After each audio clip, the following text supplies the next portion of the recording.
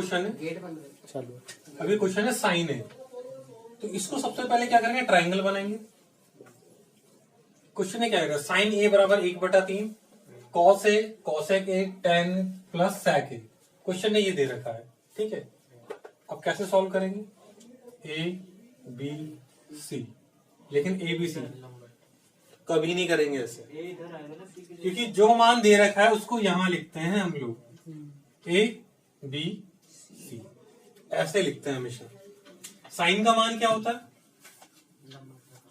L A L के ए, लंब बटा कर्ण, तो लंब कितना हो गया हमारे पास 1, कर्ण हो गया 3। तो आधार निकालना है, आधार निकालने का तरीका क्या होता है, बेस निकालने का, हाइपोटेनियस का स्क्वायर माइनस परपेंडिकुलर का स्क्वायर, 3 का स्क्वायर माइनस 1 का स्क्वायर, 3 का स्क्वायर 9, 1 का 8 आ गया। अब 8 का एलसीएम ले लेते हैं, 2 4 2 2, जिसका पेयर बनता है उसको बाहर लिख लेते हैं, जिसका पेयर नहीं बनता उसको अंदर लिख लेते हैं। तो आ गया 2√2, तो इसकी वैल्यू आ गई 2√2। अब जो निकालने के लिए कह रहा है उसको कर देते हैं क्वेश्चन में। क्वेश्चन ने हमसे क्या कह रखा, कॉस ए, तो सबसे पहले कॉस ए का मान निकालेंगे, यहां पर निकाल देते हैं। कॉस ए बराबर, कॉस का मान क्या होता है, आधार बटे कर्ण, आधार कितना है 2√2, 2√2 बटे में 3 ये है। उसके बाद क्या दे रखा, कॉसेक, कॉसेक हमेशा बताया मैंने किसका, साइन का अपोजिट होता है। साइन का क्या होता है, लंब बटा कर्ण, तो कर्ण बटा लंब हो जाएगा। तो कर्ण कितना हमारे पास 3/1, कर्ण कितना 3 और लंब कितना 1, तो कितना है 3/1, तो 1 लिखेंगे नहीं किसी के नीचे, हो गया। tan का मान क्या होता है, लंब बटा आधार, लंब कितना है हमारे पास और आधार कितना 2√2। उसके बाद सेक कह रहा है, तो सेक का मान क्या होता है, सेक का क्या होता है, कॉस का अपोजिट होता है, तो क्या हो जाएगा k/a, कर्ण बटा आधार, तो कर्ण कितना 3, आधार कितना 2, 3/2√2। अब इसको क्वेश्चन में रख देंगे, क्वेश्चन ठीक उतारा नहीं, यहाँ पर प्लस की जगह मल्टीप्लाई है, ठीक है, तभी मुझे कोई डाउट लगा। अब कॉस ए का मान कितना है 2√2/3, मल्टीप्लाई का निशान लगाओ। कॉसेक का मान कितना है 3 प्लस tan का मान कितना है 1/2√2, और सेक का मान कितना है 3/2√2। ठीक वैल्यू रखिए, 3 से 3 कट गया, क्या बचेगा 2√2, अरे नहीं इसकी इसमें मल्टीप्लाई कर दी 3, क्या 2 की 2 से मल्टीप्लाई कर देंगे 4, √2 की √2 में कर देंगे तो सिर्फ 2 आता है, ठीक है। 2√2 प्लस अपॉन में क्या आएगा 3/8। अब इसको सॉल्व कर देंगे। एक तरीका तो ये है एलसीएम लेकर सॉल्व कर दो, सबसे अच्छा तरीका 8 2 16, √2 3/8 ऑप्शन में है नहीं, पहला ऑप्शन। अब देखो मैंने इसको क्या किया, अब मैंने क्या किया क्वेश्चन में, शुरुआत से देख लेते हैं। क्वेश्चन ने दे रखा था साइन ए बराबर 1/√3, तो 1 और √3 1 और 3 आंसर हो गया इसका। अब ये निकाल दिया हम लोगों ने निकाला 2√2, क्या होता है बेस निकालने का हाइपोटेनियस स्क्वायर माइनस परपेंडिकुलर, इससे निकाल दिया, इसका एलसीएम ले लिया, ये पेयर बन गया, तो ये निकल गया। अब जो जो क्वेश्चन में दे रखा है हमने वो मान निकाल दिए सबके। उसके बाद क्वेश्चन के अकॉर्डिंग रख दिया, कॉस का मान कितना है 2√2/3, कॉसेक का मान 3, इसका मान ये है, 3 से 3 कट गया 2√2 आ गया, 3 1 जा 3, 2 2 जा 4, ऐसे कैसे √2 की √2 में गुणा करेंगे सिर्फ 2 आएगा। अब ये 2 आया कैसे, जिसको नहीं आया अब देखो, √2 की √2 में गुणा करते हैं तो 2 दूनी 4 रूट में, और 4 का रूट कितना होता है 2, इसलिए 2 लिख दिया मैंने यहाँ, 4 दूनी 8। एक तरीका ये एलसीएम लो, इसको सॉल्व करो। क्यों करें हम एलसीएम, जैसे हम लोग ये सवाल करते हैं 4 सही 2/3, अगर ऐसा कोई सवाल है क्या करते हैं 4 3 12 और एक 13/3 कर देते। अगर इसके बीच में प्लस लगा दो तब भी वही आंसर आने वाला है। तो जब भी अगर किसी के अपोन में ऐसा हो तो ऐसे डायरेक्ट कर दो, 8 2 16, 16√2/3 8, इसलिए पहला। कोई दिक्कत किसी को? क्वेश्चन ने कर रखा tan a बराबर 1, tan b बराबर √3, ठीक है। cos a cos b sin a sin b, इस सवाल को करने के 2-3 तरीके हैं। पहले हम सिंपल वाले तरीके से करते हैं। क्या तरीका है इसका? देखो tan a, इससे एक बात पता चल रही है, a मतलब एक मान साइन में वो tan में कब होता है? 45 पे होता है। होता है तो मतलब a का मान 45 डिग्री, और tan b उसके बाद √3 कब होता है? tan 60 में होता है। उसकी पूरी टेबल याद रखें। tan 0 1, tan 30 1/√3, tan 45 1, tan 60 √3।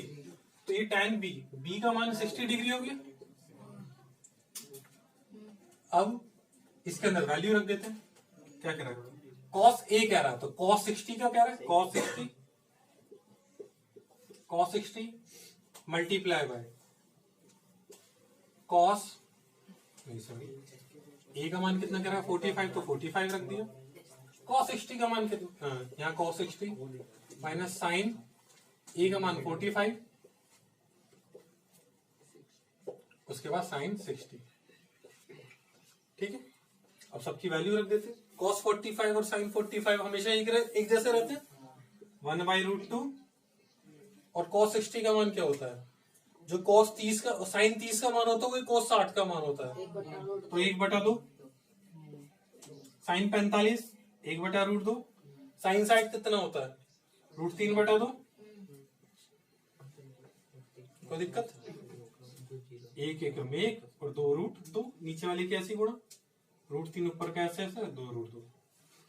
हमने हमेशा ऐसी बात करी होगी कि जब भी ऐसे 4/2 और 3/2 लिखा, तो जब नीचे का बेस सेम होता तो नीचे की संख्या सेम और ऊपर वाला प्लस कर देते। क्वेश्चन था tan a बराबर 1, tan b बराबर √3। तो tan में 1 किसका मान होता है? 45 का होता है, इसलिए 45 रख दिया। tan b √3 किसका मान होता है? 60 का मान होता है।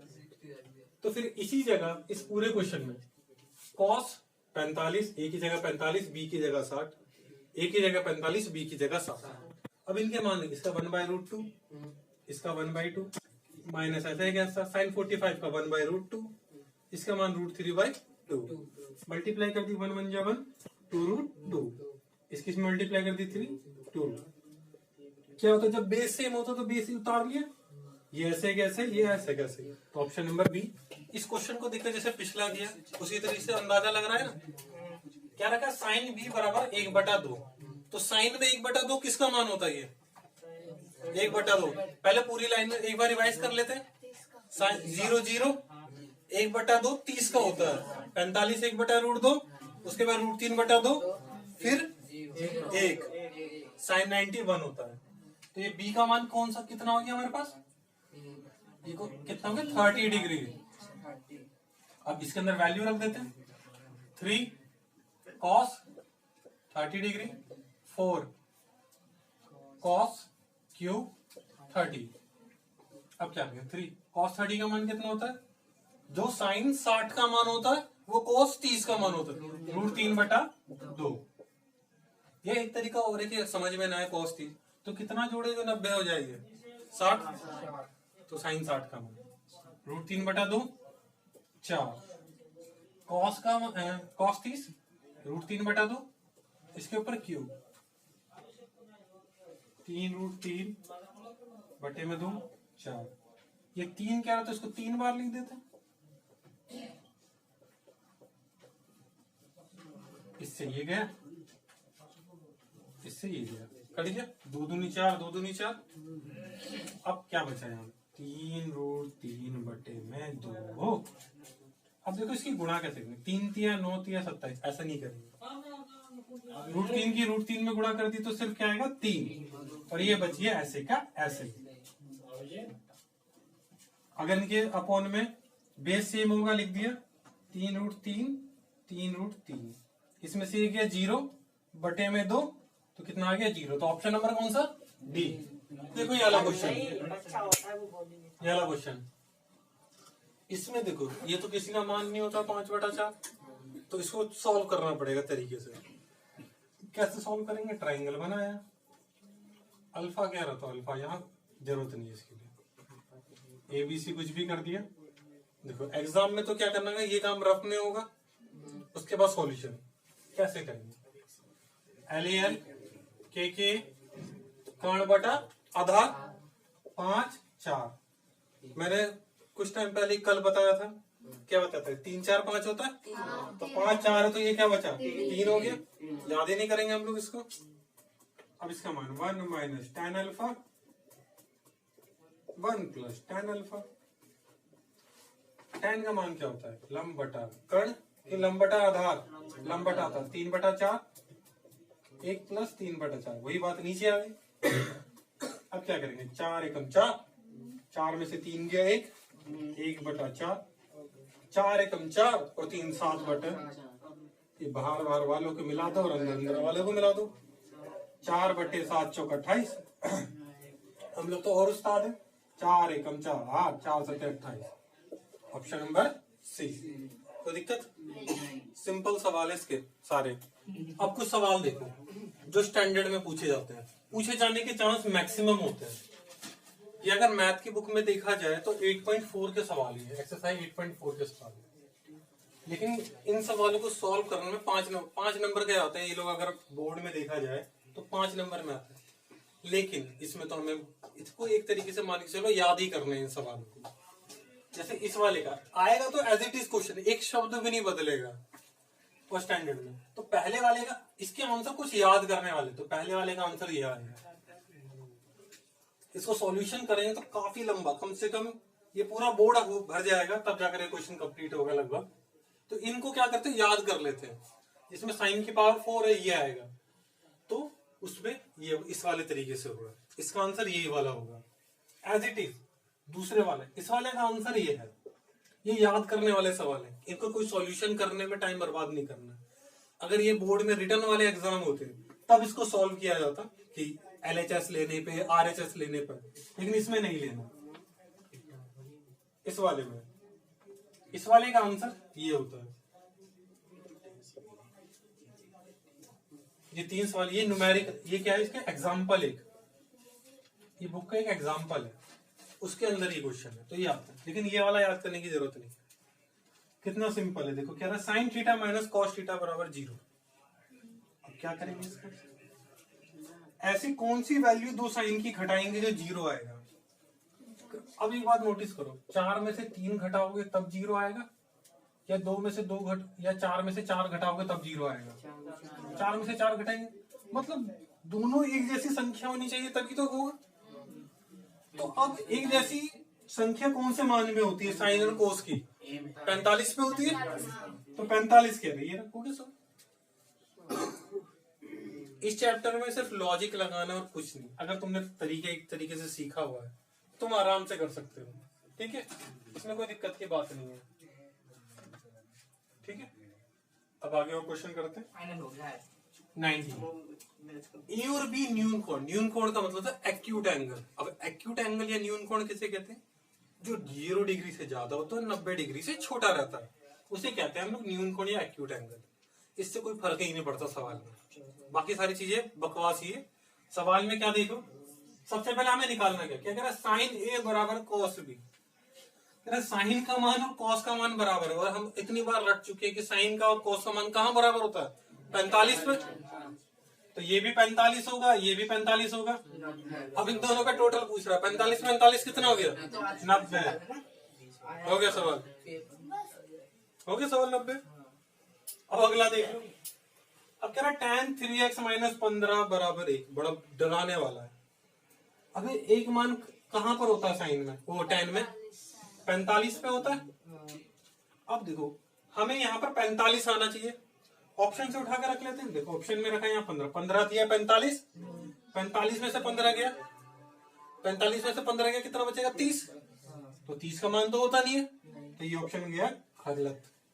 अगला 20 कह रहा है, 20 दिया 60 में से 15 गया 45, आ गया 45, तो ये आंसर हो गया मेरा, बी ऑप्शन हो गया। कुछ था? ये वाले सवाल जो आते हैं ना, ये स्टैंडर्ड में आएंगे क्योंकि इसमें हल्का सा लॉजिक लग रहा है। जो शुरुआत में मैंने 1 से लेकर 10 तक कराए वो ज्यादातर बेसिक वाले सवाल है। स्टैंडर्ड में इस टाइप के आएंगे। स्टैंडर्ड ज्यादा हार्ड नहीं आएगा, बस ये थोड़ा लॉजिकल आएगा, इससे ज्यादा कुछ नहीं है, ठीक है? आगे